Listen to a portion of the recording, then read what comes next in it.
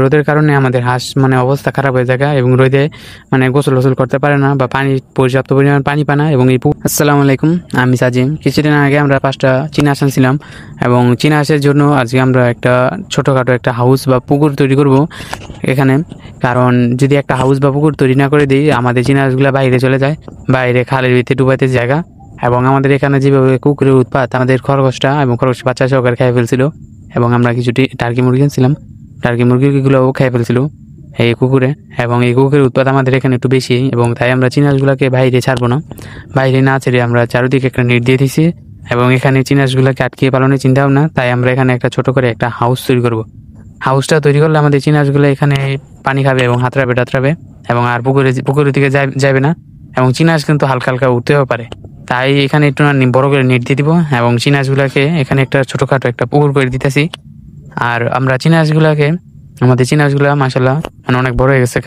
আস্তে আস্তে আমরা আনছি আজকে 2-3 মাস হয়ে গেছে, কিন্তু তেমন ভাবে আমাদের ভিডিও বানানো হয়নি চীনা হাঁস নিয়ে। এবং ব্যস্ত থাকার কারণে চীনা হাঁসগুলোকে ভালো করে টেক কেয়ারও করা হয়নি, তাই পুকুরটা বানাতে অনেক দেরি হয়ে গেছে। আরও আগে আমাদের পুকুরটা বানানো দরকার ছিল। এবং আমরা এখানে 5টা হাঁস যদি ডুবাতে পারে এবং থাকতে পারে এতটুকু পরিমাণের একটা একটু গভীর করে আমরা এই গতটা করব। এবং অনেকটা গভীর করে করব যদি চীনা হাঁসগুলো এখানে নিজে নিজে সাঁতার পারতে পারে। আর আমরা এখানে কূপ দিতেছি, আর চীনা হাঁসটি মানে খোঁজতে আছে। এখান থেকে আমরা কূপ দিতেছি, আর কেঁচা বা ওই যে কেঁচু আছে এইগুলো বাড়িতে আছে এবং হাঁসগুলা খাইতেছে। এবং পানি দেওয়ার সময় হাঁসগুলা মানে দেখতেছে এখানে।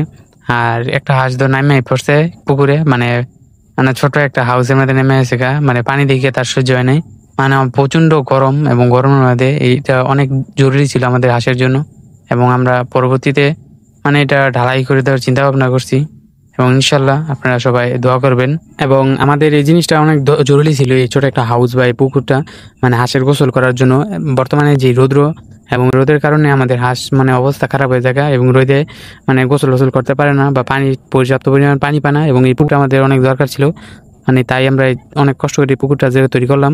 সবাই দোয়া করবেন। আল্লাহ হাফেজ।